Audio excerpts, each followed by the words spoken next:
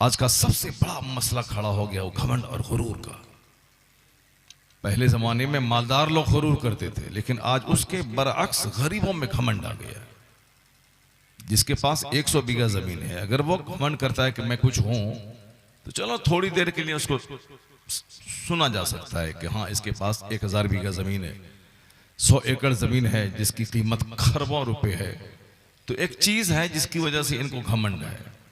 लेकिन जो किराए के घर में रहता है, जो दिल्ली पंजाब में रेड़ी चलाता है, जो सऊदी अरब में ऊंट और बकरी चराता है, जो दिल्ली में जाके दूसरों की दुकान में नौकरी करता है, कौन सीमेंट लेने आएगा वो सीमेंट ठेला पे लोड कर उसके घर पे पहुंचा दे, वो अगर इतराता है कि नहीं हमसे बड़ा कोई नहीं है, तो इंतहाई अफसोसनाक बात है, इंतहाई खतरनाक बात भी है। क्योंकि मैंने एक हदीस पढ़ी है, उस हदीस पाक को आप भी सुनिए और गौर से सुनिए और देखिए कि क्या बात हुजूर ने कह दी और आज समाज में क्या चल रहा है। मालदार लोग अगर मगरूर हैं, गुरूर अगरचे बहुत बुरी चीज है, अल्लाह उसको पसंद नहीं करता, मगरूर जलील हो जाता है। चाहे कोई भी गुरूर करे, मगरूर को दुनिया में ही जलील अल्लाह कर देता है। लेकिन मालदार के पास तो एक चीज है, जमीन, जिसके पर वो घमंड करता है। गरीब के पास क्या है? ये तो रेडी चलाता है, ठेला चलाता है, फिर इसके पास घमंड का क्या मतलब है? अब सुनिए जरा हुजूर क्या कहते हैं, सलासतुन ला युकल्लिमुहुमुल्लाह, 3 लोग ऐसे हैं जिससे अल्लाह क़यामत के दिन बात नहीं करेगा। इस हदीस पाक को सुन के गौर से याद कर लीजिएगा और दूसरों तक पहुंचाइएगा। अक्लमंद वो है जो अपने घर के बाल बच्चों को बताए, खाते टाइम बैठते टाइम के। मौलाना साहब ने जलसे में एक हदीस सुनाई थी, वो मुझको याद है, वो अपने बच्चों को मैं सुना देता हूँ। ये होना चाहिए। खाली गुटखा खाया, नंगे सर जलसे में आके बैठ गया, हुल्लड़बाजी किया, क्या मतलब? यहाँ कीर्तन हो रहा है क्या? जलसे में क्या सिनेमा हाल है क्या? कि सीटी मारा, हुल्लड़बाजी किया, 3 घंटे तक पैसा देके बड़ा बड़ा गुनाह किया और निकल गए वहां से। यहां तो 1 महीने तक चंदा हो, भीख मांगा जाता है ताकि आपके लिए चादर बिछाई जाए, लाइट का इंतजाम हो, ताकि 2 घंटा बैठ के आप कुरान हदीस सुन सकें। इसलिए 1 महीना तक वह भीख मांगते हैं। वरना जो भी जलसा करवाता है तो वो जलसे के पैसे से अपना घर नहीं बना लेता है। बेईमानी भी करेगा तो कितना बेईमानी करेगा? दिन भर चंदा किया, दोपहर में होटल में जाके गोश्त और पुलाव बिरयानी खा लेगा, इतना ही कर सकता है। और ये तो उसका हक है, जब दिन भर मेहनत करेगा जलसे के लिए, वो तो अच्छा खाना खाएगा, चाय पिएगा, गाड़ी में पेट्रोल डालेगा, या कुछ हुआ तो 200-500 रुपये पॉकेट में डाल लेगा, इतना ही तो कर सकता है। ऐसा नहीं कि सारा चंदा क्या और सारा खा लिया, जमीन खरीद, ऐसा नहीं हो सकता। तो ये मेहनतें सिर्फ आपके लिए हैं कि आप इस जलसे के बहाने दीन सीख लें। और दीन नहीं सिखाया गया, नात खानी हो गई और चंदा हो गया, इसका मतलब है कि मेहनत पानी में चली गई। अब जरा गौर से एक हदीस पाक को सुन लीजिए, मेरी माँ बहन बेटियां भी गौर से सुन लें। इस हदीस पाक को सुने, याद रखें और दूसरों तक पहुंचाएं। 3 लोग ऐसे हैं जिससे अल्लाह कयामत के दिन बात नहीं करेगा। वला युज़क्कीहिम, उसको पाक नहीं करेगा गुनाहों से, उसी हालत में छोड़ देगा उसको। वला यनज़ुरु इलैहिम, और उसकी तरफ निगाह रहमत से नहीं देखेगा। वलहुम अज़ाबुन अलीम, उसके लिए दर्दनाक अजाब है। 3 लोग ऐसे हैं, दर्दनाक अजाब उसके लिए है। अल्लाह बात नहीं करेगा, अल्लाह तबारक व तआला उसको गुनाहों से पाक नहीं करेगा, और अल्लाह निगाह रहमत से उसको नहीं देखेगा, उसके लिए दर्दनाक अजाब है। पहला शख्स है मलिकुन कज़्ज़ाब, यानी झूठा बादशाह, समाज का झूठा चौधरी, समाज का झूठा पंच। ए लड़का, ए देखिए क्या गधापनी का सबूत देता है। गैर मुस्लिमों के यहाँ छोटे छोटे बच्चे राम कथा सुन रहे हैं और रो रहे हैं, और हमारे बच्चे गोंडा, लुच्चा, लफंगा, चोर और डकैत हो रहे हैं। उसको जलसे से नफरत हो रही है।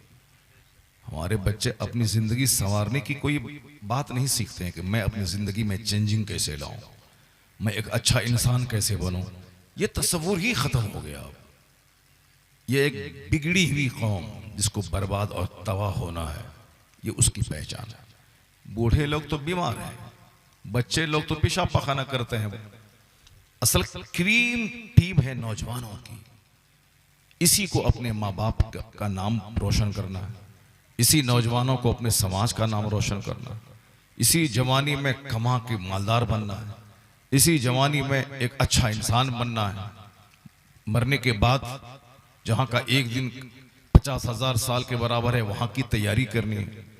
इसी जवानी में पढ़ाई लिखाई, नौकरी, मुलाजमत, तिजारत, बिजनेस, सब कुछ इसी जवानी में करना है। बुढ़ापे में बंदा नहीं कर पाएगा। बुढ़ापे में तो मस्जिद में सजदा भी नहीं कर पाएगा, चूंकि घर से मस्जिद निकलेगा उसको पेशाब को खतरा लुंगी में टपक जाएगा और रोता हुआ घर वापस आ जाएगा।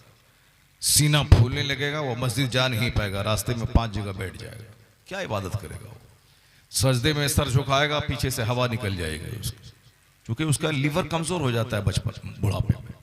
जैसे बचपन में बच्चे का पेशाब निकल जाता है कपड़े में गैर इरादी तौर पर, यानी बगैर प्लान के पेशाब हो जाता है, उसी तरह बुढ़ापे में भी ऐसा हो जाता है।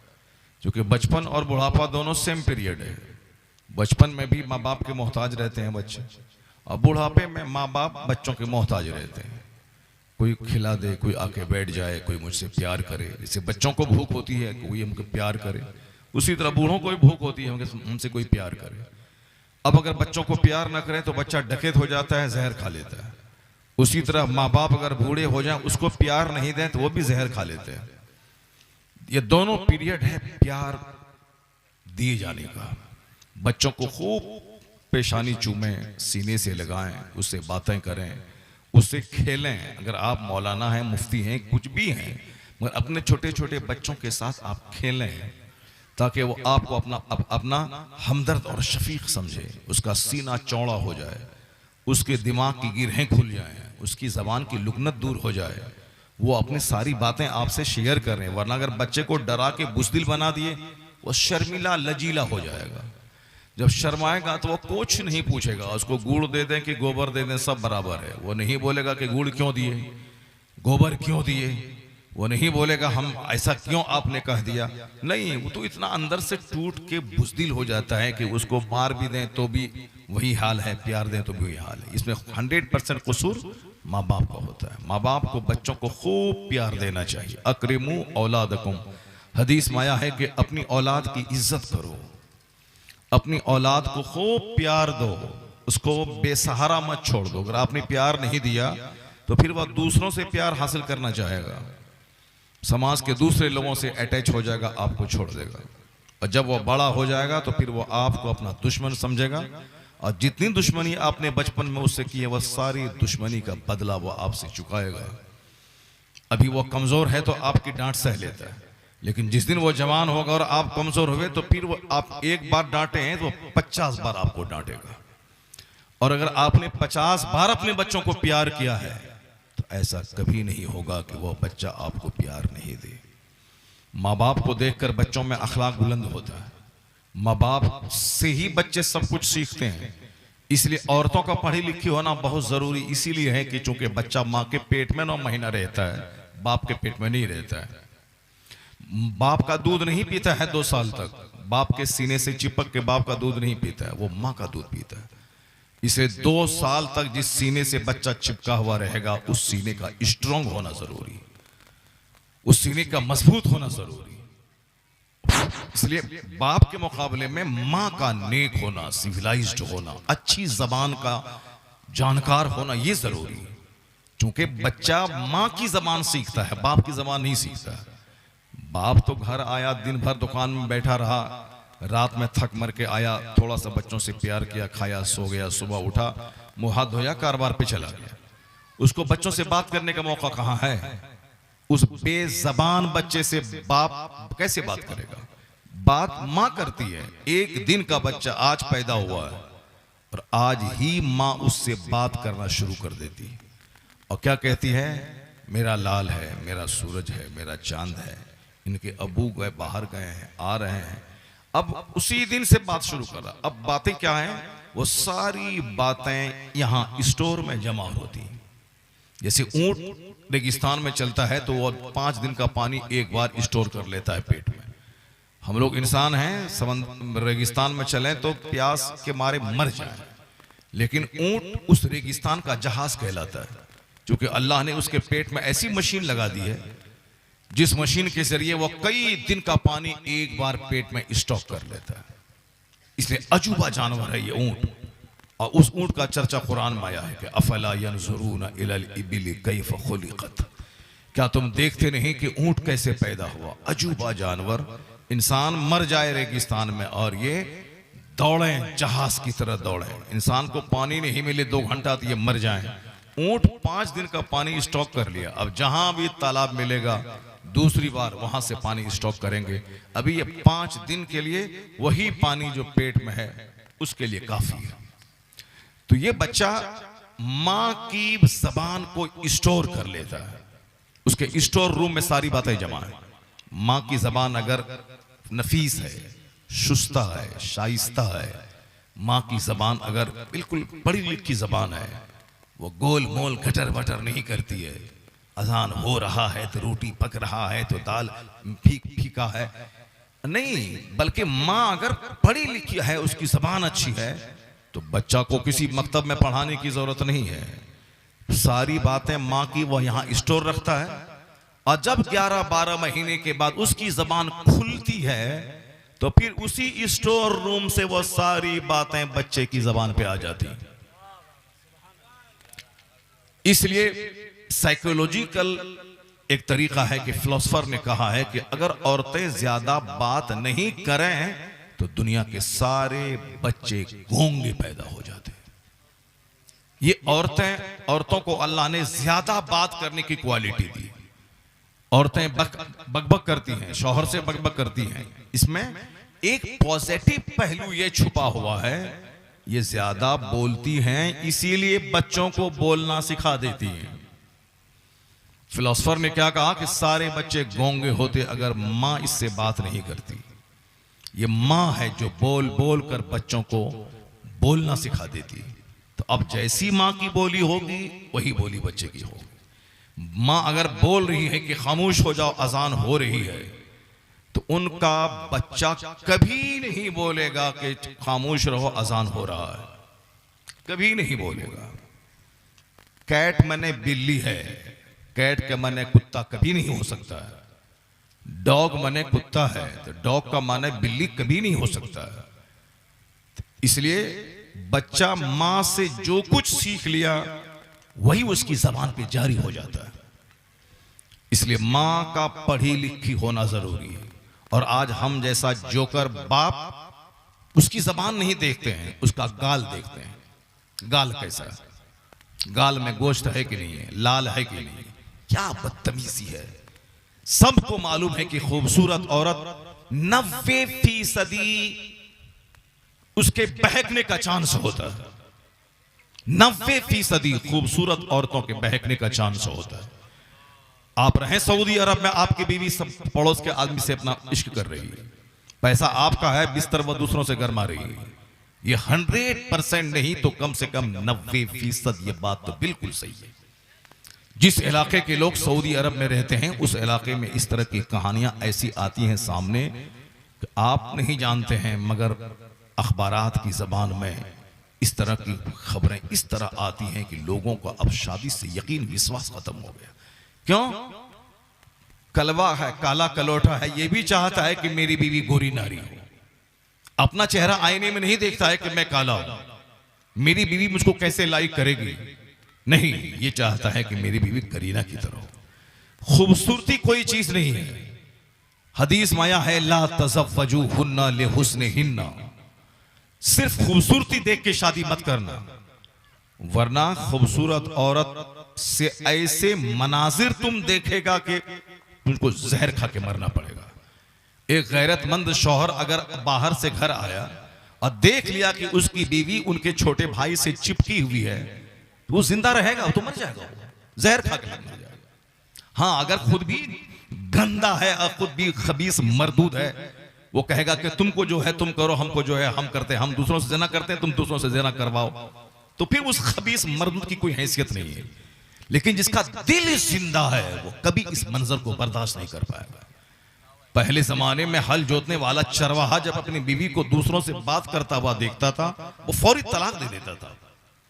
इसलिए पहले जमाने में खवातीन किसी अजनबी मर्दों से बात नहीं करती थी, क्योंकि उनको डर था कि मेरा शौहर मुझको तलाक दे देगा। हदीस में आया है कि एक बार एक शख्स की नई नई शादी हुई, ग़ज़वे खंदक का मौका था, अकाल इस्लाम के साथ वो जिहाद में शरीक थे, दोपहर का वक्त था। हुजूर से पूछ करके वो अपने घर आए दोपहर के वक्त में कि चूंकि शादी नई नई हुई थी, हुजूर ने कहा कि जाओ, और जंग एक लंबी चल रही थी, हुजूर ने कहा कि जाओ। अलबत्ता इतना कहा कि हाथ में लाठी ले लेना। गैबदान नबी ने क्या कहा? हाथ में लाठी ले लेना। वो शख्स हाथ में रास्ते में लाठी ले लिया। जब घर पहुंचा तो देखा कि उसकी बीवी दरवाजे पे खड़ी है, उसकी बीवी दरवाजे पे खड़ी है। तो अब ये लाठी उठाया कि उसका सर फाड़ दें, उसको मार दें। घर से बाहर बीवी, क्यों? ऐसा कभी नहीं हो सकता है। यही है गैरत। औरत का काम ये नहीं है कि वो मटक मटक के शहर में चल के नौजवानों को ज़िना की दावत देती रहे। औरतों का काम ये नहीं कि बिलोच पहनकर आधा जिस्म दिखा करके मर्दों को ज़िनाकार और हिजड़ा बना दे। आज मर्द जो औरतों की तस्कीन का जरिया है, आज मर्द नामर्द हो रहे हैं। इसलिए नामर्द हो रहे हैं कि चूंकि इनकी निगाहें बहक रही हैं, इनकी निगाहों में गर्मी करने के सामान चारों तरफ है। चारों तरफ औरतें हैं जो बिलोच पहन रही हैं, मेरी निगाहें उसके जिस्म को देख रही हैं। देखते देखते एक मर्द नामर्द हो जाता है। जब मर्द बीवी के लायक नहीं रहेगा तो वो अपनी ख्वाहिश पूरी करने के लिए नौकर के साथ तो ज़िना करेगी। जब मर्द अपनी बीवी को सेटिस्फाइड नहीं करेगा, ये गुटखा खा खा करके हिजड़ा हो जाएगा, बीवी के पास जाने से पहले ही या डिस्चार्ज हो जाएगा, तो उसकी बीवी नौकर से तो ज़िना करेगी। क्योंकि जब तुम मर्द नहीं है, जब तुम अपनी बीवी को सेटिस्फाइड नहीं कर सकता है, तो वो अपनी ख्वाहिश की तकमील के लिए दूसरे मर्दों का सहारा लेगी।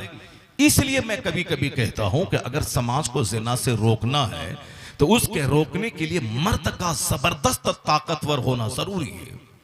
और इसको हदीस में भी कहा गया, अल मोमिनुल क़विय्यु खैरु व अहब्बु इलल्लाहि तआला मिनल मोमिनि ज़ईफ़।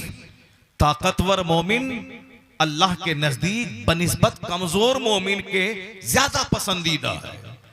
अल्लाह को ज्यादा पसंद है ताकतवर मोमिन, ताकतवर मोमिन। इसलिए अगर आप कमजोर हो गए, सिगरेट पी पी कर, गुटखा खा खा कर, ताड़ी पी पी कर, शराब पी पी कर, अफीम पीकर, चरस और गांजा पीकर अगर आप हिजड़ा हो गए, आप नामर्द हो गए, तो समाज में तो ज़िना होगा, 90% ज़िना होगा, 100% ज़िना होगा। और हदीस में आया है, क़यामत की निशानी है कि जब देखना खूब शराब पी जा रही है, और आजकल देखिए रोटी की फिक्र नहीं है, दूध की फिक्र नहीं है, काजू किशमिश की फिक्र नहीं है कि मैं ताकतवर बनूं, शराब की फिक्र है। गांव देहात में बांस की बाड़ी में एक बंदा शराब लेके बैठा है और छोकरे वहां जमा होकर शराब पी रहे हैं, अफीम पी रहे हैं, ड्रग्स के आदि। पहले जो अमेरिका और यूरोप में बच्चे दवाई खाते थे, वो दवाई खाने की वजह से उसको ऐसी खतरनाक आदत लग जाती थी कि जब तक दवाई ना खाए चैन नहीं मिलता, तो रिश्तेदारों के यहाँ चोरी करते, किसी का टार्च चोरी करता, किसी का कंबल चोरी करता, बेच करके ड्रग्स पीता, कर्ज मांगता बाप के नाम पे लोग कर्ज दे देते कि इसका बाप अच्छा आदमी था, अब बड़ा आदमी है, बेटा कर्ज ले करके सारा ड्रग्स पी रहा, क्योंकि ड्रग्स छोड़ेगा तो मर जाएगा वो, इसलिए ड्रग्स का आदी हुआ, अब पी पी करके मर जाता है। कलकत्ता में एक खरबपति है, खरबपति, अरबपति नहीं, खरबोपति, फैंसी मार्केट है उसके पास है। कलकत्ता में बहुत बड़ा मार्केट है, एक एक दुकान का किराया 1-1 लाख रुपए, 1.5 लाख रुपए, 50 छोटी सी गुंडी का किराया 50-50 हजार रुपए, यानी बहुत फेमस मार्केट है। वो मार्केट है किसका? एक मुसलमान का। उसका बेटा कभी शराब पी के इस गली में, कभी शराब पी के उस नाली के पीछे, शराब पी के वहां, चूंकि मुफ्त की दौलत मिली है, तो अब वो क्या करेगा? अब पढ़ के क्या करेगा? पढ़ने में 8-10 घंटे कौन दिमाग जलाएगा? कौन कारोबार सीखेगा? कौन अमेरिका जाके वहां इंजीनियरिंग की पढ़ाई पढ़ेगा? चूंकि दौलतों की फरावानी है। अब सारे बच्चे शराब पी के बिगड़ गए। उससे बेहतर था कि उनका बाप गरीब रहता, रेड़ी चलाता, ईंट ढोता, उसका बच्चा मेहनत से 10-12 घंटे पढ़ाई करके इंजीनियर बन जाता, प्रोफेसर बनता, बैरिस्टर बनता, लॉयर बनता। और आजकल ऐसा हो रहा है, सब्जी बेचने वाली की बेटी आईएएस ऑफिसर बन रही है साहब, एक ड्राइवर की बेटी, ऑटो चलाने वाली की बेटी आईएएस ऑफिसर बन रही है। ऐसा हो रहा है, मेहनत, क्योंकि पढ़ाई के पीछे मेहनत लगती है। और जहां खाने पीने की सहूलत है, एयर कंडीशन घर है, वहां कौन मेहनत करता है? इसलिए गरीबों के घर से ही क्रीम और जीनियस लोग निकलते हैं। तो मैं कहता हूं कि मालदारी में बच्चे अफीम और चरस के आदी हो जाते हैं, और आजकल यही उल्टा हो गया है कि मालदार के बच्चों को डीएम बनने का जुनून चढ़ गया है।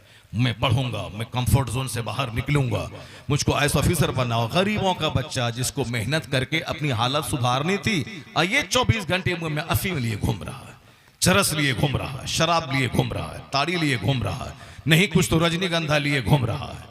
दिन भर ईंट ढोना है, 500 रुपए कमाना है, 200 रुपए घर में, 300 रुपए का साहब वो अफीम और चरस पी लिया है। इसलिए ये अफसोस की बात है कि जिसको मेहनत करके अपने माँ बाप खानदान की हालत को अपलिफ्टमेंट, ऊंचाई की तरफ ले जाना था, इंतहाई दर्जे का घटिया काम करके समाज की आबरू, माँ बाप की आबरू को मिट्टी में मिलाने का काम कर रहा है। जरा गौर से मेरी बात सुनिए, ज़िना को बढ़ाने में मर्द की नामर्दी, कमजोरी का बहुत बड़ा हाथ है। इसलिए ज़िना को रोकने के लिए हर मर्द को ताकतवर होना पड़ेगा, और मर्द को ताकतवर होने के लिए सिगरेट, गुटखा, बीड़ी छोड़ना होगा। मर्द को ताकतवर होने के लिए शराब, ताड़ी, अफीम, चरस छोड़ना होगा। मर्द को ताकतवर होने के लिए दिमाग में गंदा ख्याल को छोड़ना होगा, और गंदा ख्याल छोड़ने के लिए बंदा को पढ़ना लिखना होगा, पढ़ाई का जुनून सवार करना होगा। मुझको पढ़ना है, 90% नंबर लाना है। जो आदमी हमेशा किताब पढ़ेगा, फिजिक्स पढ़ेगा, केमिस्ट्री पढ़ेगा, बायोलॉजी पढ़ेगा, हिंदी पढ़ेगा, उर्दू पढ़ेगा, ज्योग्राफी पढ़ेगा, जीएस पढ़ेगा, जीके पढ़ेगा, उसको फुर्सत कहाँ है कि वो दिमाग में गंदी गंदी बातें लाएगा? उसको फुर्सत कहाँ है कि किसी से प्यार मोहब्बत के नाम पे सारी जिंदगी बर्बाद करने का ख्याल आएगा? इसलिए अपनी औरतों को काम दीजिए। काम अगर नहीं दिए तो फिर वो दूसरों की तरफ मुंह देखेगी। काम ये दीजिए कि सुबह उठो तो सूरह यासीन पढ़ो, सूरह यासीन पढ़ो, सूरह बकरा पढ़ो, सूरह आल इमरान पढ़ो, 1 घंटे तक कुरान पढ़ते रहो, 1 घंटे तक बहार शरीयत पढ़ते रहो, 1 घंटे तक 1000 बार दरूद पढ़ती रहो। घर का सारा काम अपने हाथ से करो, झाड़ू लगाओ, पोछा लगाओ, किचन में खाना तुम खुद से बनाओ। उसके बाद दोपहर में जोहर की नमाज पढ़ने के बाद थोड़ा सो जाओ, फिर उसके बाद उठो तो फिर पढ़ाई में लग जाओ, अपने बच्चों को पढ़ाने में लग जाओ। ट्यूटर रखने की कोई जरूरत नहीं, अपने बच्चों को खुद से पढ़ाओ, उर्दू पढ़ाओ, उर्दू राइटिंग उसको इमला करवाओ। असर से मगरिब के बीच में अपने ही घर में टहल करके 1000 बार दरूद पढ़ लो। इस मगरिब के बाद खाना वगैरह बनाओ, उसके बाद खाना बनाने ही में सारा टाइम बर्बाद मत कर दो। बिल्कुल सिंपल खाना इस्तेमाल किया करें आप। खाने में हमेशा गोश्त और मछली को आपने दखल दिया तो फिर लीवर आपका डैमेज हो जाएगा। हमेशा हरी सब्जी को दाखिल करें, और एक सब्जी, एक दस्तरखान पर डबल सब्जी कभी जमा ना होने पाए। मेहमान आए तो डबल ट्रिपल आप जमा कर दें मेहमान के लिए। अपने खाने के लिए डबल सब्जियां नहीं लाएं, अपने खाने के लिए सिर्फ दस्तरखान पे एक सालन रहे। दाल है तो सब्जी नहीं रहे, सब्जी है तो दाल नहीं रहे। अगर दाल है तो कोई दूसरी दाल है तो फिर क्या है कि दूसरी तरकारी ना रहे। एक तरकारी है तो उसके दूसरी तरकारी ना रहे, सिर्फ एक सालन तरकारी पे रहे, एक सालन दस्तरखान पे रहे। बुजुर्गान दीन साहबे कराम का दस्तरखान सिर्फ एक सालन, एक तरकारी उस पे रहती थी, डबल नहीं। क्योंकि उनका सारा दिमाग इस्लाम की तबलीग में लगा हुआ था। कैसे इस्लाम फैलेगा, कैसे कुफ्र मिटेगा, कैसे ईरान फतह होगा, कैसे हिंदुस्तान फतह होगा, कैसे अफ्रीका फतह होगा, कैसे समंदर पे जाकर के अफ्रीका जाएंगे, वहां कैसे इस्लाम फैलाएंगे। तो उस दिमाग में तो 24 घंटे इस्लाम की तबलीग का नशा था। उसको कहा ये खाएं वो खाएं, ये टिक्का साहब शामी खाएं, कबाब खाएं, टिकिया खाएं। जैसे बकरीद के मौसम में औरतों को क्या होता है, गोश्त को पीसें, कूटें, टिकिया बनाएं, कबाब बनाएं, ये बनाएं। अब पूरी एनर्जी उसी में लग गई। ये बकरीद का 10 दिन और ये यौम अरफा, यौम नहर, यौम तशरीक, ये इबादतों का दिन है। आदमी खाए पिए, रोजा नहीं रखे, मगर तकबीर पढ़े, हर नमाज के बाद जोर से तकबीर कहे, इबादत का दिन। अब सारा वक्त बंदा गोश्त खाने में लगा दिया। गोश्त खा रही है, ये गोश्त तैयार कर रही है, मर्द गोश्त खा रहे हैं, पेट खराब हो रहा है, लूज मोशन हो रहा है, खट्टी डकारें आ रही हैं, फिर साहब गैस की दवाइयां खा रहे हैं। ये वक्त था इबादत करने का। हाजियों के हज को याद करके हरमैन में आज वो कंकड़ी मार रहे हैं, आज बिना में क़याम कर रहे हैं, आज कंकड़ी मारने का तीसरा दिन है, आज तवाफ़े वेदा का दिन है, अब हुज्जाज किराम के लौटने का दिन है। इस दिन में रोजा रखना हराम है। क्यों? वो दिन है खाने पीने और अल्लाह की इबादत करने का, जिक्र अज़कार करने का, दरूद करने का, कुर्बानियों को याद करने का। बस दिमाग में सिर्फ खाना बसा हुआ है।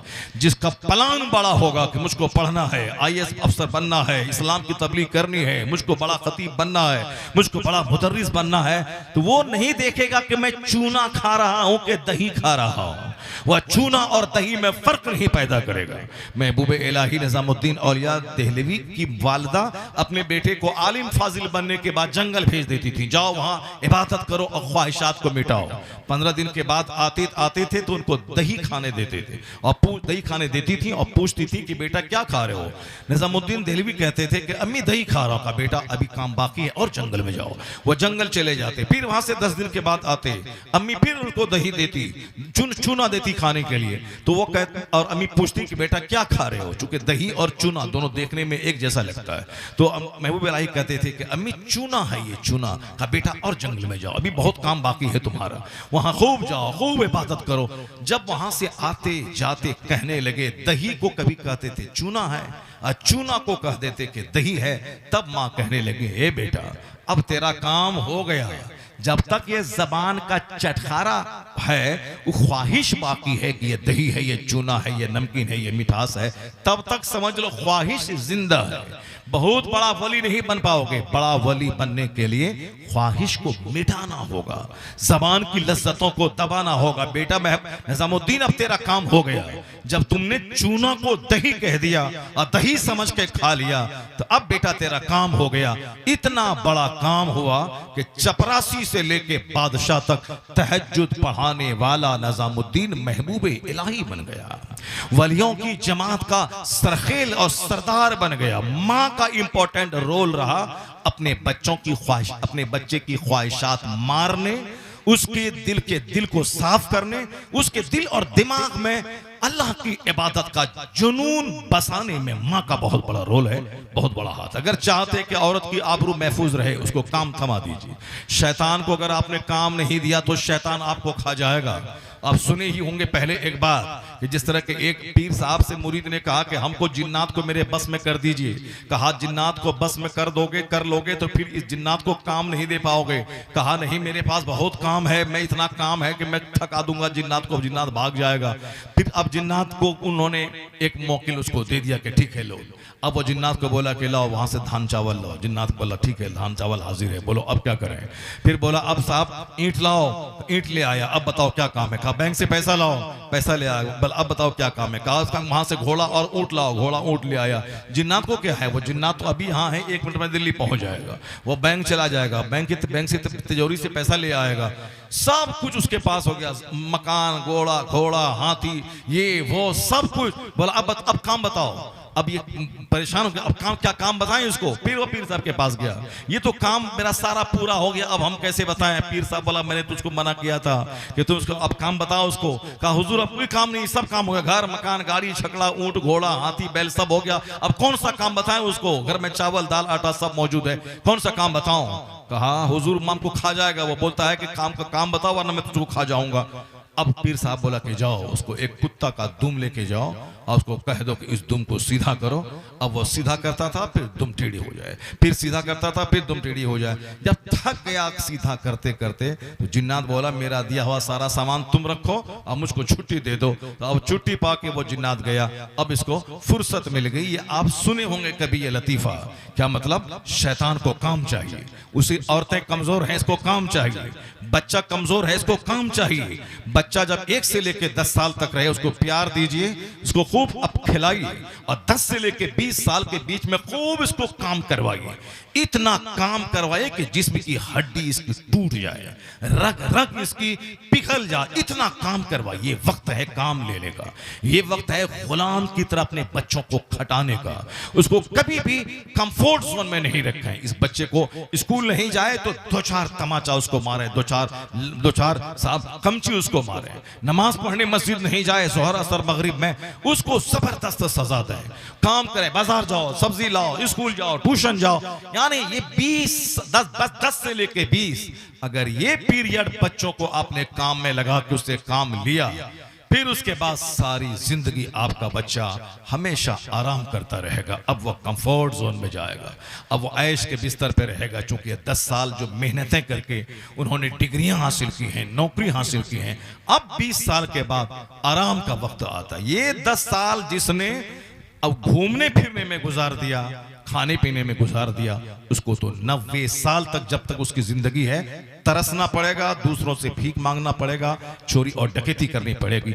और जब बच्चा 20 साल का हो जाए, जवान, तो अब उसको आप अपना पार्टनर बना लें, यानी अपने दोस्त की तरह उससे शेयर करें, उससे बातें करें, उससे गुफ्तगू करें, उससे मशवरा लें। ये इस्लाम सिखाता है और यही पैगाम आज अमेरिका का फिलोसोफर देता है, यही पैगाम हिंदुस्तान का साइकोलॉजिस्ट देता है, यही पैगाम चाइना और जापान के बुद्धिजीवी देते हैं। इसलिए मैं कहता हूं, एक कौम मुस्लिम, क्या चीज तुम्हारे पास नहीं है? मोहम्मद अरबी जैसा रहनुमा अल्लाह ने तुझको अता फरमाया, जिनसे बड़ा रिफॉर्मर, जिनसे बड़ा मुस्लिह, जिनसे बड़ा मुअल्लिम दुनिया में कोई ना पैदा हुआ, ना क़यामत तक पैदा होगा। जो अमेरिका और यूरोप और चाइना के दानिश्वर बच्चों की तरबियत के ताल्लुक से जो पैगाम आज दे रहे हैं, यही पैगाम मोहम्मद अरबी अलैहिस्सलाम ने 1400 साल पहले अता फरमाया है। इसलिए दुनिया का कोई दानिश्वर मुस्तफा से बड़ा नहीं है। आला हजरत की जबान में कोई फिलोसोफर बड़ा नहीं, कोई थिंकर बड़ा नहीं, कोई लायर बड़ा नहीं। सबसे आला व औला हमारा नबी, सबसे बाला व वाला हमारा नबी। अपने नबी को पढ़ेंगे तब न पता चलेगा कि आज का वैज्ञानिक क्या कहता है, मेरे हुजूर क्या कहते हैं। इसलिए नबी को पढ़ने वाला वो कभी किसी आइंस्टाइन, कभी किसी इब्राहिम लिंकन, कभी जॉर्ज वाशिंगटन, कभी किसी मसूलिनी, कभी किसी हिटलर, कभी किसी गौतम बुद्ध, किसी को बड़ा नहीं मानेगा, क्योंकि सबसे बड़ा अक्लमंद, सबसे बड़ा ज़हीन, सबसे बड़ा खूबसूरत, सबसे बड़ा मुस्लिह, सबसे बड़ा मुअल्लिम अगर कोई इस दुए जमीन पे है तो मोहम्मद अरबी की ज़ात गिरामी।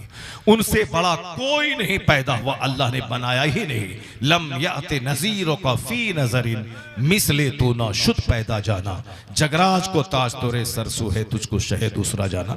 ये बातें खालिस स्कूल की थी जो मैंने आपके सामने बयान की। साइकोलॉजी की बात है जो मैंने साइकोलॉजी में पढ़ी है। मैंने मैट्रिक हाईएस्ट नंबर से पास किया है, 400 बच्चों में टॉप किया है। मैंने इंटरमीडिएट मैंने कई कॉलेज में टॉप किया है। मैं इंग्लिश उसमें टॉप किया है, अंग्रेजी ऑनर्स में मैंने पूरे कॉलेज में टॉप किया। मैंने मेहनतें की हैं, मैंने पढ़ा है, स्कूल को मैंने देखा है। स्कूल में मेरा सब्जेक्ट था, इंटरमीडिएट में अंग्रेजी मेन सब्जेक्ट मेरा था, साइड का सब्सिडियरी सब्जेक्ट था साइकोलॉजी और सोशियोलॉजी और पर्शियन था। तो साइकोलॉजी मैंने पढ़ी है कि साहब साइकोलॉजी में साइकोलॉजिस्ट क्या कहते हैं, एक आदमी की पर्सनैलिटी डेवलपमेंट कैसे होती है, एक आदमी की सोच कैसी है, किस आदमी की नाक, आंख, पांव, हाथ कैसा है, जिससे आप उसके कैरेक्टर का पता लगा सकते हैं। ये सारी बातें साइकोलॉजी की है। तो साइकोलॉजिकल थ्योरी है कि बच्चा जब 1 से लेकर 8 साल तक रहे, उसको खूब प्यार दे, उसे चूमें, चूसें, सीने से लगाएं, कांधे पे बैठाएं, उससे आप बच्चों की तरह हरकतें करें ताकि बच्चा आपसे दिल बहलाए, हरकतें करे। और ये सरकार अलैहिस्सलाम की प्यारी प्यारी सुन्नत है। आका अलैहिस्सलाम नमाज पढ़ते थे, आपका नवासा हुसैन आपकी पीठ पर आके बैठ जाते थे, आप नहीं मारते थे, आई भागो मैं नमाज पढ़ रहा हूं, जैसे आजकल का जाहिल सब करता है। बच्चा उसका बैठ जाए, उठा के पटक दिया। नमाज पढ़ रहा है, कोई बाजू में आके खड़ा हो गया तो ये बिल्कुल इतना टाइट हो जाता है कि जैसे कि उसको मार के भगा देगा उसको। नहीं, जब नमाज पढ़ें और जगह थोड़ी सी बाकी है, कोई दूसरा आदमी घुस जाए, आप बिल्कुल सॉफ्ट बन जाए, नर्म बन जाए, आप अपने बाजू को सटा लें, अपने पाँव को एक दूसरे से मिला दें ताकि वो खड़ा हो जाए। नहीं, कोई आदमी पहले से बैठा हुआ था, जुमा का दिन है, खुतबा के बाद जब नमाज खड़ी हुई तो अब वो बच्चा बेचारा वो मस्जिद से बाहर जा रहा है, सब तमाशा देख रहा है, कोई उसको जगह नहीं दे रहा है। हालांकि बेहतर था कि खुद वहां से निकल जाते, उस आदमी को जिल्लत से बचा देते। और फिर जिल्लत से बचाना क्या है, थोड़ा सा आदमी नर्म हो जाए, जगह फौरन उसकी बन जाएगी। लेकिन नहीं, आदमी पूरा पांव फैला के पूरा टाइट हो जाता है, बदन को पूरा हार्ड कर लेता है। जबकि मसला है कि अपने नमाजी भाई के लिए अपने जिस्म को नर्म कर ले, सॉफ्ट कर ले, उसको जगह दे दे। और जब कोई कहे कि मजलिस में के जगह दे दो, तो उस पर मजलिस में बैठे लोग उसको जगह दे दें, उसको बैठा लें, उसको बेइज्जती से बचाएं। अगर वो तन्हा वहां से निकल गया तो जलील और अपने आप को बेइज्जत महसूस करेगा। तो एक मोमिन भाई को बेइज्जती से बचाने वाला अल्लाह ताला क़यामत के दिन उसको बेइज्जती से बचाएगा, क़यामत के दिन उसके ऐब की पर्दापोशी फरमाएगा। सिर्फ घमंड, गुरूर और जहालत में लोग जीते हैं। 1 से लेकर 10 साल तक बच्चों से हरकतें करें। आका अलैहिस्सलाम इमाम हुसैन के होंठ को चूसते थे, इमाम हुसैन की पेशानी को बोसा देते थे, अपने सीने से लगाते थे। हदीस में आया है यमतस्सु, इस तरह से हुजूर होंठ को चूसते थे कि कमा यमतस्सु रजुला तमरा, जैसे कि कोई आदमी खजूर को चूसा करता है। इस तरह हुसैन के अपने नवासे की होंठ चूसते थे, उनकी पेशानी को चूमते थे, उनके चेहरे को बोसा देते थे, उनके मुंह में खाना डाल देते थे। सजदे हालत में अगर पीठ पे चढ़ जाए, हुजूर सजदा को लंबा कर देते थे। अगर वो आप सजदा करते हैं, बीच में हुसैन घुस गया तो अपने हाथ को फैला देते थे। अगर आप तकरीर कर रहे हैं जुमा के दिन, अगर हुसैन गिरते पड़ते आ जाते तो आप मेंबर से नीचे आके उनको अपने कांधे अपने बाजू में ले लेते, बाजू में ले करके आप खुतबे जुमा दिया करते थे। ये प्यार था। लेकिन उसके बाद इसी प्यार में वो ट्रेनिंग मेरे मुस्तफा ने हसनैन करीमैन को दे दिया कि जब नाना की उम्मत पे मुसीबत के वक्त आ गए, वही प्यार जिस हुसैन को दिया गया था, उस हुसैन और हसन ने अपनी गर्दनें कटवा के नाना के दीन को बचाकर नाना की सारी मोहब्बतों का कर्ज अदा कर दिया। ये था आका अलैहिस्सलाम ने अपने नवासे की जो तरबियत की थी। यह तरबियत यही थी कि आज मैं हुसैन को कांधे पे उठा रहा हूं, कल हुसैन इतना बुलंद, इतना स्ट्रांग हो जाएगा, जब मेरी उम्मत का बोझ इनके कांधे पे आएगा तो हुसैन जान बचाने के लिए मैदान से नहीं भागेगा, जान और औलाद सब दे के नाना के दीन को बचाने की कोशिश करेगा। तो अपने बच्चों को खूब प्यार दें। जो साइकोलॉजिस्ट आज कहते हैं, मेरे पैगंबर ने प्रैक्टिकल में 1400 साल पहले बता दिया है। और आज से 1000 साल पहले साइकोलॉजी नाम का कोई ब्रांच नहीं था, फिजिक्स, केमिस्ट्री, बायोलॉजी नाम की कोई चीज नहीं थी, अमेरिका नाम का कोई मुल्क आज से 1000 साल पहले नहीं था, और एक कॉलेज यूनिवर्सिटी दुनिया में नहीं थी आज से 1200 साल पहले। लेकिन आज जितनी बातें यूनिवर्सिटीज और कॉलेज में सिखाई जाती हैं और जितनी अच्छाइयां हैं, वो सारी अच्छाइयां मुस्तफा जाने रहमत से ली गई, आका अलैहिस्सलाम से ली गई। मैं ये बात इसलिए अपने बच्चों से कह रहा हूं कि मेरा बच्चा चूंकि तकरीर सुनता नहीं है, इसलिए वो फिजिक्स केमिस्ट्री पढ़ा तो अब फिजिक्स केमिस्ट्री में जिन जिन लोगों की थ्योरी पढ़ता है उसी को महान समझ बैठता है। लेकिन जब वो कुरान हदीस पढ़े तब ना वो जाने कि जिसको वह फिजिक्स केमिस्ट्री में फिजिक्स केमिस्ट्री के एक्सपर्ट को महान समझता है, वही बात हदीस में सराहतन लिखी हुई है, जिसको हुजूर ने उस जमाने में दुनिया के सामने रखी है, जिस जमाने में न फिजिक्स का नाम था, न केमिस्ट्री और न बायोलॉजी का नाम था। उस वक्त आप वही बोलेंगे जो यूरोप का एक दानिश्वर बोला था, I can not find any other man in history like Muhammad. मैं पूरे मानव इतिहास में मुस्तफा का जवाब नहीं पाता हूं। क्योंकि जो बातें उन्होंने कह दी है 1400 साल पहले, वही बातें आज दुनिया के दानिश्वर 10 साल तक दिमाग जला कर उस बात को आज वो दुनिया के सामने रखते हैं, जो बातें मुस्तफा ने 1400 साल पहले दुनिया के सामने रख दी है। सिर्फ आज जरूरत है अपने पैगंबर को पढ़ने की, अपने पैगंबर के फरमान इरशादात को पढ़ने की, अपने उलमा कराम को सुनने की। आलिम अगर अपनी बात बोलता हो तो कभी मत सुने आलिम की बात, लेकिन अगर आलिम आपके पैगंबर की बात बोल रहा हो, अगर आलिम कुरान की बात बोल रहा हो, अगर आलिम मुस्तफा की बात बोल रहा हो, तो हर मुसलमान पे फर्ज और लाजिम है उस पर कि आलिम की गुफ्तगू गौर से सुना करें, उसके लिए अपने लिए तिर्याक समझा करें, उसको अपने लिए एक सीधे हयात समझा करें, उसको अपने लिए जिंदगी गुजारने का जबरदस्त और नुस्खा उसको पाया करें। अपने बच्चों के तरबियत के ताल्लुक से बस एक बात मैं बोल के इसको खत्म करूं, फिर वो हदीस पाक सुनाता हूं जो हदीस पाक मैंने उठाया था कि बच्चों की तरबियत का असर दुनिया में क्या होता है। अभी ताजा 3 दिन पहले हम लोगों ने कुर्बानी की है और जबरदस्त हमने इस्लामी तारीख पढ़ी है। कुरान शरीफ में पूरी कहानी को बयान किया गया है। फलम्मा बलगा माहु सअय, यानी जब इस्माइल अपने बाप के साथ चलने के काबिल हो गए तो इब्राहिम अलैहिस्सलाम ने अपने बेटे से कहा, या बुनैया इन्नी अरा फिल मनाम अन्नी अस्बहुका फंजुर माजा तरा, जनाब इब्राहिम ने अपने बेटे इस्माइल से कहा, ए मेरे लाल, ए मेरे बेटे, मैंने ख्वाब देखा है कि मैं तुझको ज़बह कर रहा हूं। मैंने ख्वाब देखा है कि मैं तुझको ज़बह कर रहा हूं। तो अगर आज कोई बाप अपने बेटे से कह दे कि मैं ख्वाब देखा हूं कि ऐसा मैं कर रहा हूं, बेटा नजर चुरा के ऐसा भागेगा कि फिर सारी जिंदगी वो अपने बाप के सामने नहीं आएगा कि बाप अपने बेटे को ज़बह कर देगा। सिर्फ बाप काम बता दे कि तुमको 5 घंटे ये काम करना है, बाप जब तक है डर के मारे काम में लगा है। जहां बाप नजर से हटा वो बच्चा भाग के खड़ा हो गया, कोई न कोई बहाना, पेशाब का पखाना का बहाना बनाया। अब जनाब इस्माइल ने क्या कहा, या अबती फ़अल, क्या कहा, ए मेरे बाप, जिस बात का हुक्म आपका रब आपको दिया है वह काम कर गुजरिए, आप कर जाइए। मैं हाथ नहीं झाड़ूंगा, मैं सर नहीं फेरूंगा, मैं नहीं भागूंगा, मैं नहीं उछलूंगा कूदूंगा, मैं नहीं गर्दन हटाऊंगा। सातजिदुनी इंशाअल्लाहु मिनस साबिरीन, अनकरीब आप मुझे सब्र करने वाला पाएंगे।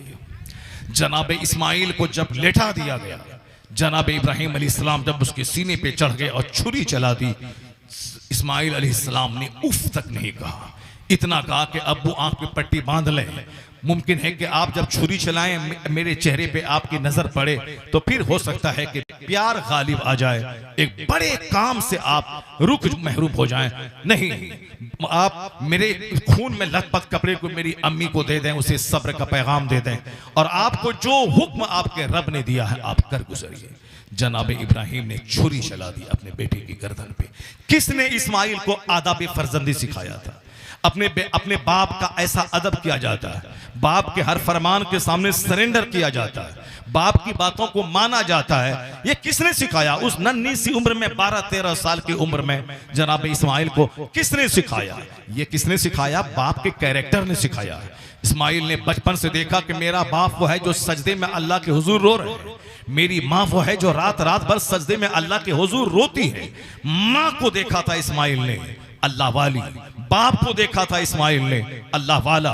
वो कहाँ मारते हुए कभी नहीं देखा था, आवारगी में कभी नहीं देखा था। माँ बाप रात में उठ उठ के अल्लाह के हुजूर रोते थे, तो माँ बाप का यह सजदा, माँ बाप की आंख से निकले हुए आंसू के कतरे जनाब इस्माइल को दीन समझा गया था। ये दुनिया एक पानी का कतरा है, आखिरत मिस्र समंदर के है। ये दुनिया एक साहब धोखा है और सच्चाई असल में आखिरत की है। ये माँ बाप का कैरेक्टर बच्चों को समझा था। अगर माँ हो चोड़े, माँ हो फिल्म देखने वाली, माँ हो मोबाइल चलाने वाली, तो उसका बेटा तो मोबाइल चालक बन जाएगा, उसका बेटा तो माँ चोड़ेल है, उसका बेटा शैतान अकबर बन जाएगा।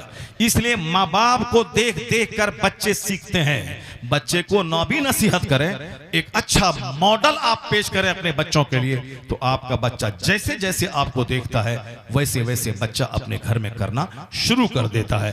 अच्छी औलाद चाहिए तो सिर्फ मुखड़ा मत देखना, अच्छी औलाद चाहिए तो अच्छी औरत देखना, अच्छे कैरेक्टर वाली, अच्छी खसलत वाली, अच्छे माँ बाप वाली, अच्छे खानदानी बैकग्राउंड वाली, जिसका कोचिंग सेंटर में हाथ बहका ना हो, स्कूल में चेहरा बहका ना हो, घर में जिसका जिस्म गंदा ना हुआ हो। यानी ऐसी औरत का सिलेक्शन करें ताकि आपकी औलाद सेहतमंद हो, आपकी औलाद अक्लमंद हो, आपकी औलाद दबंग हो। दबंग का मतलब जब समाज और मुस्लिम अब सोसाइटी पे जब कोई बुरा वक्त आ जाए, ये ऐसे हिजरा बन के दबा रख के भाग ना जाए, बल्कि मजबूती से मुकाबला करे, दुश्मन का मुकाबला करे, जिहाद करे, यानी समाज से क्राइम को मिटा दे। जब ताकत रहेगी तब ना दुश्मनों के बीच में घुस के दुश्मनों की गर्दनें काटेगा, दुश्मनों को पछाड़ेगा। समाज में हर तरफ शराब का बोलबाला है, ताकत रहेगी तब न शराबी का हाथ तोड़ेगा, तब न उसके हाथ से जाम छीनेगा, तब न उसके जाम को तोड़ेगा। समाज में हिंदुस्तान के तई गद्दारी करने वाले गद्दार पैदा हो रहे हैं। जब ताकत रहेगी तब न उसका डेना तोड़ेगा, उसका बाजू तोड़ेगा, उसका मुकाबला करेगा। तो गद्दारों का मुकाबला करने के लिए ताकत चाहिए, मुशरिकों का मुकाबला करने के लिए ताकत चाहिए, शराबी, पापी, ज़िनाकार, डकैत का मुकाबला करने के लिए ताकत चाहिए।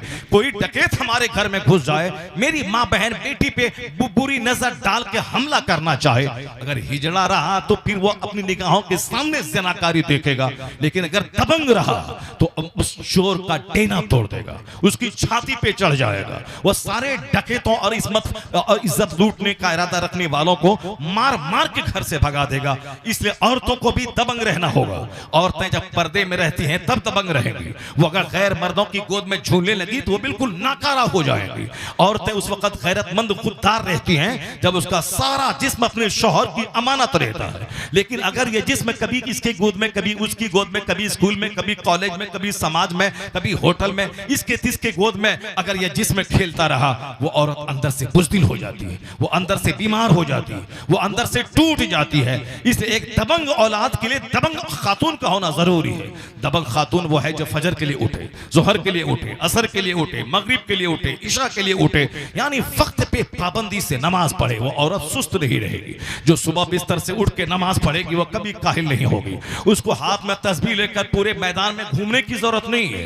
जिस तरह आजकल औरतें घूम रही हैं, आज साहब शुगर का मर्ज हो गया, गैस्ट्रिक का मर्ज हो गया, वो बाहर घूम रही हैं, मत घूमे। वो सिर्फ 5 टाइम नमाज वक्त पे पढ़ा करे। अब फजर की नमाज पढ़ने के बाद अपने ही आंगन में, अगर उसको शौक है, वो आधा घंटा अपने ही आंगन में चले, बाहर घूमने की जरूरत नहीं है। तो जो काम 5 किलोमीटर की वॉकिंग से नहीं होगा, वो काम 1000 बार दुरूद पढ़ने से निकल जाएगा। वो काम 1000 बार कलमा पढ़ने से हो जाएगा। इसलिए बाहर घूमने की जरूरत नहीं है कि अपना मोटापा दूसरों को दिखलाएं, अपना चेहरा दूसरों को दिखलाएं, अपनी बॉडी दूसरों को दिखलाएं। नहीं नहीं, तुम घर में रहो। तुम्हारे जिस्म को अल्लाह ने ऐसा ही बनाया है। मर्द बाहर घूमेगा, मर्द 5 किलोमीटर चलेगा, मर्द पसीना बहाएगा, मर्द खेत में 10 घंटे हल चलाएगा, मर्द ट्रैक्टर चलाएगा, मर्द ट्रक चलाएगा, मर्द जहाज उड़ाएगा, मर्द पानी में गोता लगा के 3 महीने तक समंदर में शिप चलाएगा, मर्द चलाएगा, मर्द 5 कुंटल चावल का बोरा अपनी पीठ पे उठाएगा। ये काम तुम नहीं कर सकती हो। मर्द के चेहरे पे होती है दाढ़ी, और जहां दाढ़ी होती है वहां ताकत होती है। औरतों को अल्लाह ने दाढ़ी नहीं दिया है, इसलिए वहां ताकत मर्द के बराबर नहीं है। 2 औरतें एक मर्द के बराबर होती हैं। और फिर मर्द को अल्लाह ने ताकत दी है क्योंकि मोछ से ताकत वाबस्ता है, दाढ़ी से ताकत वाबस्ता है। अगर मर्द भी अगर मोछ मूंढने लगे और दाढ़ी मूंढने लगे तो धीरे धीरे ये भी औरतों की तरह हो जाएंगे, क्योंकि औरतों की खसरत इसमें आ जाएगी। जो ताकत दाढ़ी से मिलती है उस दाढ़ी को मूंढेंगे तो 2, 4, 5, 10 साल के बाद, 5 नस्ल के बाद इनकी नस्ल में नामर्द लोग पैदा होने लगेंगे, क्योंकि मर्दानगी से दाढ़ी का रिश्ता बड़ा मजबूत है। मैं इशारे इशारे में बहुत काम की बातें आप तक पहुंचा रहा हूं। मैं बोलता हूं, बोलते में एक एक बात में हजारों बातें पोशीदा होती हैं। इसलिए मैं जवान गौर से एक जुमले को सुने कि मैं कह क्या रहा हूं, मैं बोल क्या रहा हूं। औरतों को दाढ़ी नहीं है इसलिए वह कमजोर है, मर्द को दाढ़ी है इसलिए दबंग है। लेकिन जब औरतों के चेहरे पे दाढ़ी के बाल निकल आते हैं तो वो निस्वानियत खो बैठती है। और अगर मर्द दाढ़ी मूंढ लें, ये मर्दानगी का जौहर खो बैठता है। इसलिए औरतों के चेहरे पे दाढ़ी ऐब है, और मर्दों के चेहरे पे दाढ़ी न रहना ये मर्दों के लिए ऐब की बात है। जो आजकल यहूद व नसारा और फिल्मी कल्चर को देखने के बाद दुनिया के अक्सर नौजवान जो दाढ़ी मूंढ रहे हैं, गोया अपने हाथों से अपनी ताकत को ज़बह कर रहे हैं, अपने हाथों से अपनी मर्दानगी को ज़बह कर रहे हैं, अपने हाथों से अपनी एनर्जी को तबाह बर्बाद कर रहे हैं। तो मर्दों का ताकतवर रहना जरूरी है, औरतों का ताकतवर रहना जरूरी है। जुल्म मिटाने के लिए जो लोग हज करने गए हैं, उन हाजियों से पूछिए कि आज वो बहुत सारे हाजी रो के वहां से लौटेंगे। क्यों? ये रुकन छूट गया, वो फर्ज छूट गया, वो वाजिब छूट गया, ये अदा नहीं कर पाए, वो मुस्तहब छूट गया। यानी सारे हाजी रो के, खासकर हिंदुस्तान पाकिस्तान के हाजी रो के आते, चूंकि हिंदुस्तान पाकिस्तान के हाजी 70 साल, 80 साल, 90 साल, 60 साल, 50+ में हज करने जाते हैं। पहले इनको मकान बनाना है, बेटी की शादी दिलानी है, बेटा को नौकरी दिलानी है, सब काम कर लेना है, तब उसके बाद मरने के लिए हज को चले जाना है। अब अगर मर भी गए तो कोई परवाह नहीं है। असल इबादत जवानी की है। हज क्या है? जो पैदल चलने वाला अरफात से जब मुजदलिफा लौटता है 9 तारीख को, तो बस पे चलने वाला 7 घंटे में पहुंचता है 4 किलोमीटर का रास्ता तय करता है, लेकिन जो पैदल चलता है वो 4 किलोमीटर दूर का रास्ता, वो 7 किलोमीटर दूर का रास्ता वो बिल्कुल 1 घंटे में तय कर लेता है पैदल चलने वाला। बस पे बैठे तो 8 घंटे में भी नहीं पहुंचता है बंदा मुजदलिफा, 8 घंटे में भी नहीं पहुंचता है, दूर में ही ड्राइवर छोड़ देता है। मुजदलिफा के हुदूद में रहना वाजिब है, वहां मगरिब और इशा पढ़ना जरूरी है, दोनों मिला करके। और फिर वहीं फजर पढ़ने के बाद थोड़ी देर अल्लाह अल्लाह करना है, फिर वहां से सारी फौज को मार्च करना है मीना की तरफ।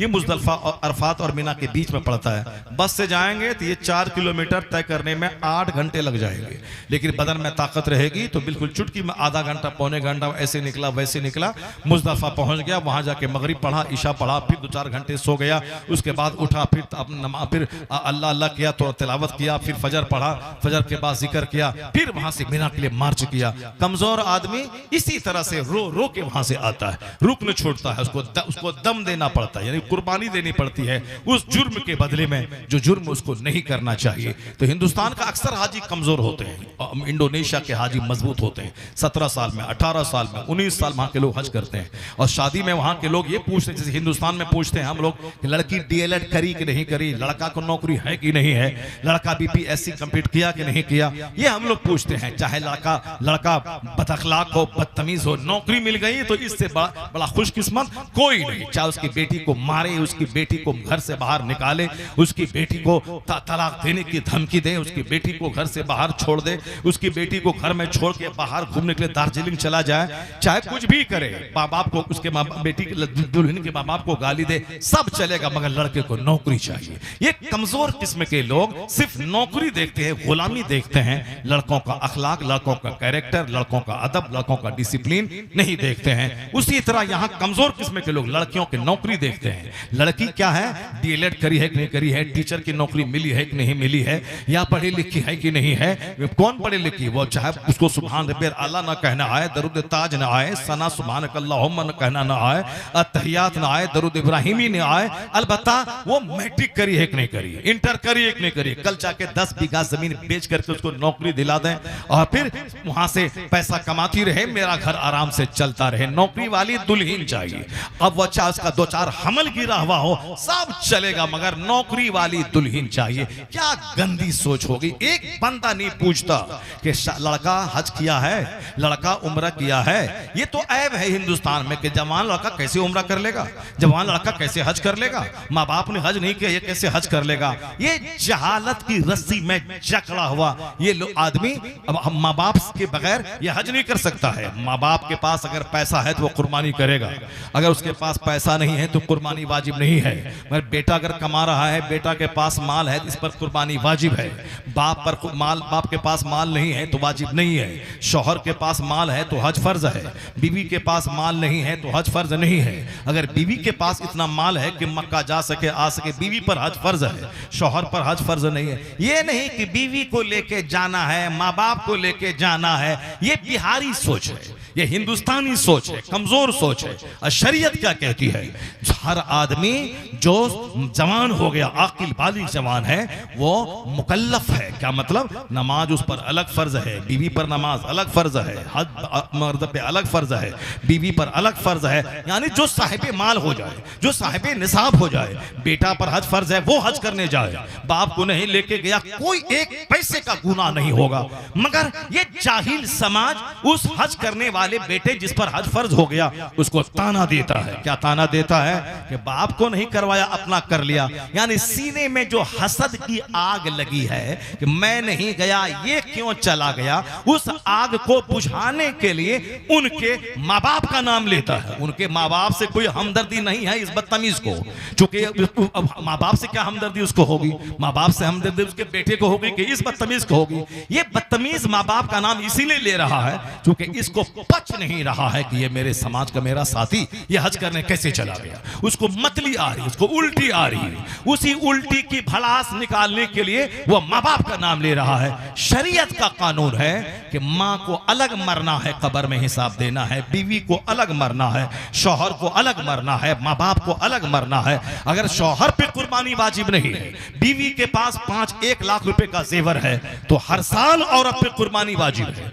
और शौहर अगर मजदूरी कर रहा है, अगर इस बार बकरीद के मौके पे इनके पास 60,000 के बराबर माल है तो कुर्बानी वाजिब है, अगर नहीं है तो कुर्बानी वाजिब नहीं है। बीवी के पास 2 लाख का जेवर है तो बीवी पे वाजिब है, बीवी कुर्बानी करेगी। नहीं, इस बार तुम करी थी, इस बार मैं कर लेता हूं, पिछले बार मैं करा था, इस बार तुम कर लो।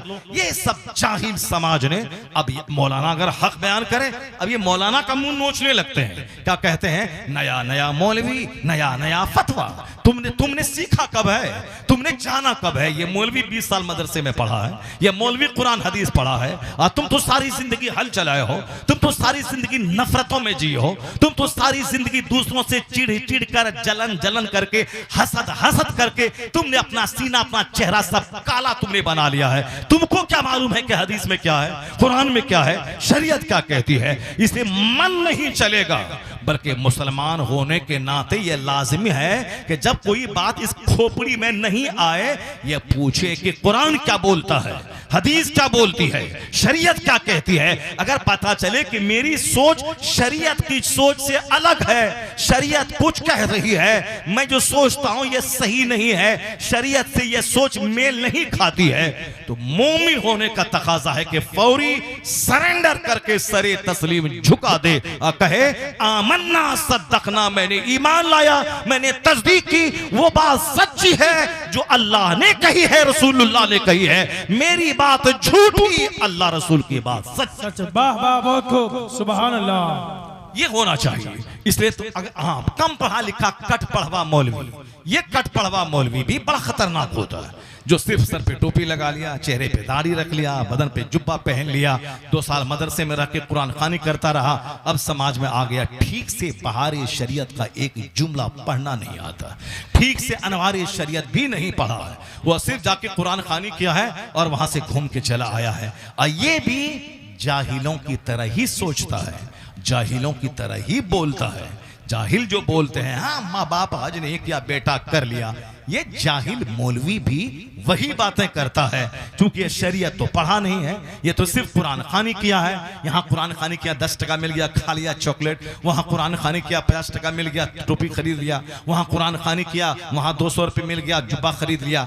बाप माँ तो जाहिल है, बेचारा मजदूरी कर रहा है, मालदारों का बच्चा मदरसे में पढ़ता कहाँ है, इल्ला माशाल्लाह 2 4 10 पढ़ते होंगे, बाकी यहाँ 90% तो मजदूरों के बच्चे स्कूल में मदरसे में पढ़ते हैं, मजदूरों के बच्चे। अब कोई मौलवी है 10 बच्चा को ले गया, चला गया उसके साथ में, अब वहाँ बच्चा क्या पढ़ रहा है, नहीं पढ़ रहा है, कोई मतलब नहीं है, वो कुरान खानी कर रहा है कि क्या कर रहा है। अब वहाँ 10 साल के बाद आया, बस थोड़ी सी तकरीर शुरू कर दी, उसके बाद बिल्कुल जाहिलों की तरह उसे मार देंगे, उसे काट देंगे, वो बहुत समाज का बड़ा आदमी बनता है, वो हमारे माँ बाप को कुछ नहीं समझा है, अब हम उससे बदला लेंगे। क्या जाहिल की तरह बातें करता है, बदला लेंगे बदला लेंगे। तुम पढ़ लिख के आया है तो अब अपना अखलाक पेश कर, ताकि सारे मालदार तेरे अखलाक को देखकर अपना सर झुका लें कि फला गरीब का बेटा इतना पढ़ा लिखा है, इतना इल्म रखता है, तो अगरचे जमींदार का बेटा बैरिस्टर बन के अमेरिका से आया हो, वह नीचे नमाज पढ़ेगा, और मजदूर का बेटा अगर बरेली शरीफ से पढ़ के आलिम बन के आया हो, मेंबर पे जुमा के दिन वो चढ़ेगा,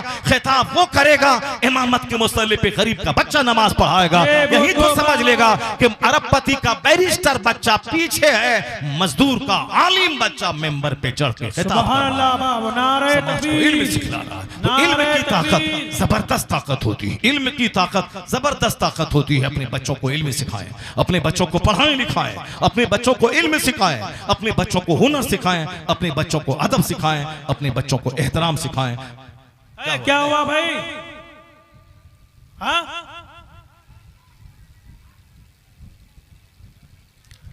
अल्लाह तबारक व तआला हमको और आपको सबों को दीन सीखने और दीन पर अमल करने की तौफीक अता फरमाए। आमीन व आखिर दावाना अनिल हम्दुलिल्लाहि रब्बिल आलमीन। अस्सलामु अलैकुम व रहमतुल्लाहि व बरकातुहू। वालेकुम अस्सलाम। अरे भाई कहाँ जा रहा है? सब बैठिए ना, कहाँ क्या हो गया? बैठिए बैठिए सब बैठिए। अरे भाई माहौल को बिगाड़ दिया सब यार।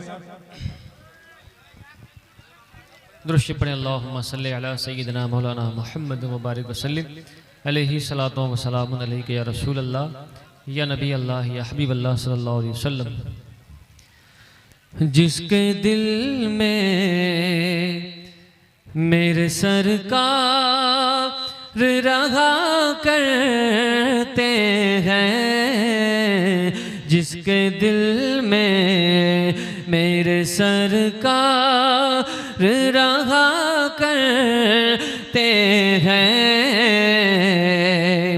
जिसके दिल में मेरे सरकार रहा करते हैं, उसकी ताज़ीम मलाइक भी किया कर।